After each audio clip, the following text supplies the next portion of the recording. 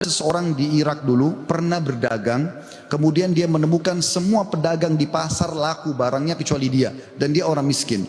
Dia mengatakan, saya pun duduk di dekat barang saya sampai menjelang sore belum laku-laku.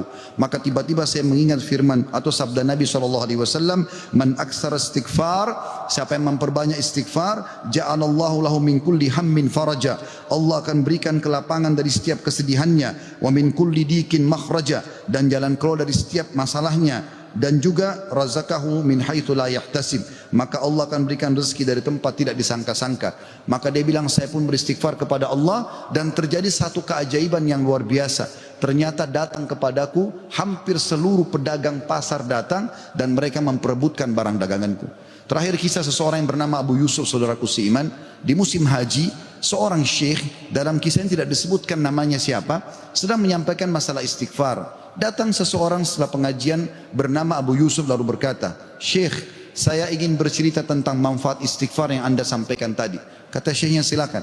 Dia bilang, saya menikah bertahun-tahun tidak punya anak sama sekali, dan saya sama istri saya sedih. Lalu satu waktu saya pernah mendengarkan sebuah siaran tentang makna firman Allah SWT surah Nuh ayat 10 sampai ayat 12. Tadi sudah saya bacakan ayatnya, bahwasanya orang kalau istighfar akan diturunkan hujan dari langit, diberikan keturunan dan juga harta.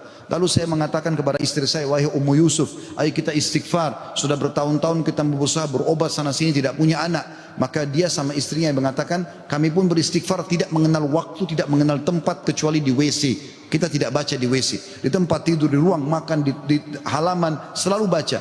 Dan subhanallah, kata dia, Syekh, bulan itu Ummu Yusuf hamil dan lahirlah Yusuf.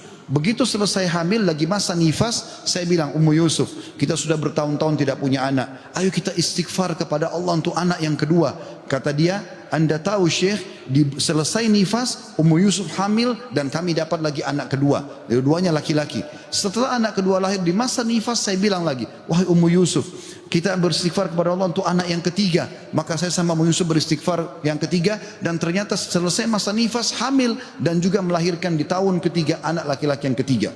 Kata syekhnya, semoga Allah berkahi. Itu betul-betul firman Allah. Allah mengatakan Allah tidak akan pungkiri janjinya. Dia mengatakan, belum selesai kisah saya Syekh.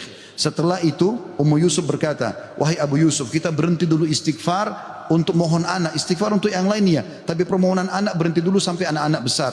Kami sepakat 2-3 tahun kemudian saya mengatakan, Ummu Yusuf, sekarang saatnya kita minta agar Allah berikan kita anak perempuan yang cantik dan salihah. Maka kami pun beristighfar dan ternyata Ummu Yusuf hamil, dan sekarang saya di musim haji, wahai Syekh, sedang datang bersama Ummu Yusuf yang baru saja melahirkan bersama dengan bayinya, bayi perempuan.